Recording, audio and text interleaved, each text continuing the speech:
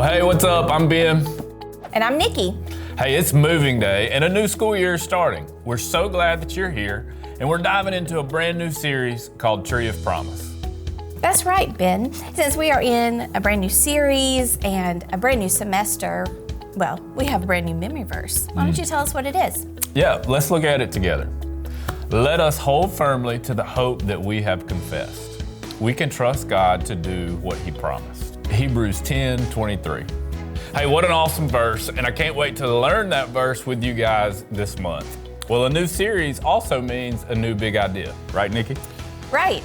Our big idea for this week is God's promises are found in His Word, and His promises are fulfilled in Jesus. That big idea is awesome. And over the next few months, we'll look at how a tree grows through all of its stages from a tiny seed to a big, beautiful tree. We'll also learn about the promises of God. God has never made a promise that He didn't keep. See, the Bible is full of promises that God made to His people. Those same promises are meant for all believers, and that includes us. So let's start at the beginning.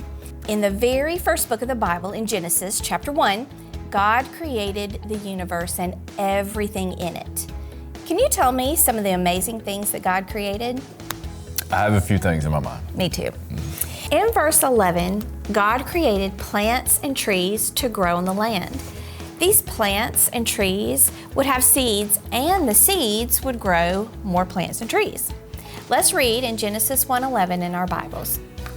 Then God said, "Let the land produce vegetation, seed-bearing plants and trees on the land that bear fruit with seed in it."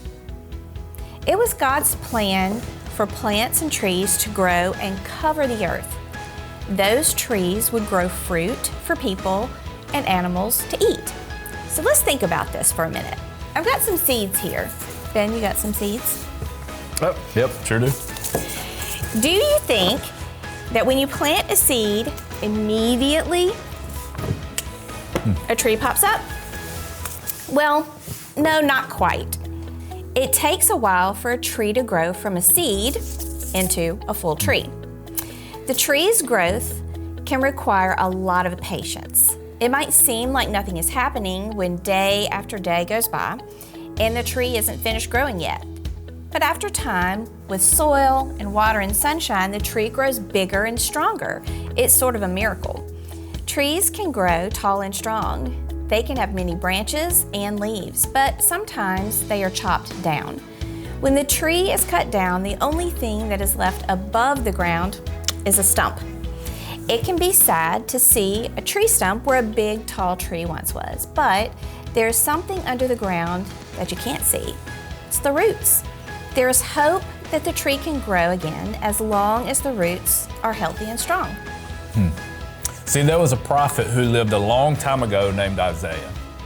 Isaiah gave the people a lot of important messages from God. These messages offered people encouragement and hope in hard times.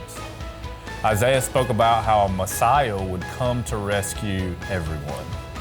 We can read one of the messages that Isaiah received in the book of Isaiah.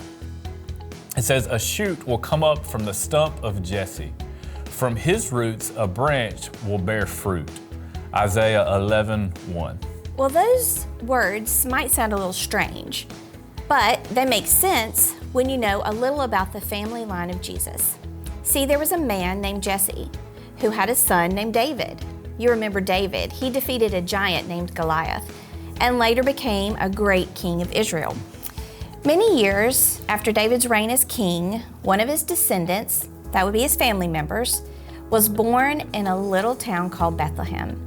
That great-great-great-great-great-grandson of David was Jesus, God's son. Isaiah was talking about the Messiah, an unlikely branch growing from a stump of Jesse.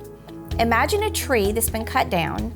You might look at the stump and think it is dead and that new growth may seem hopeless, but in our verse, there is a little green shoot that grows out of that stump. That's the new leader, a promise of something good coming from something that seems hopeless. This verse tells us that even when things are difficult, God has a plan for good. He promises to send a leader who will make things right. This leader is Jesus. Jesus would be greater than the original tree and bear much fruit. The Messiah is the fulfillment of God's promise that a descendant of David would rule forever. Here's the neat part. Isaiah lived 700 years before Jesus was even born. So how did Isaiah know that this would happen? Well, the messages he gave the people were God's messages. God had it all planned all along. He was working the whole time and kept his promises to deliver his people. Our big idea for this week says that God's promises are found in his word, and his promises are fulfilled in Jesus. Do you think our big idea is a little easier to understand after hearing this true story from the Bible? Yeah, me too.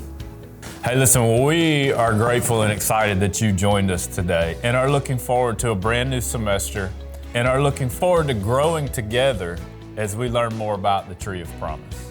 Hey, we'll see you next week. See you guys.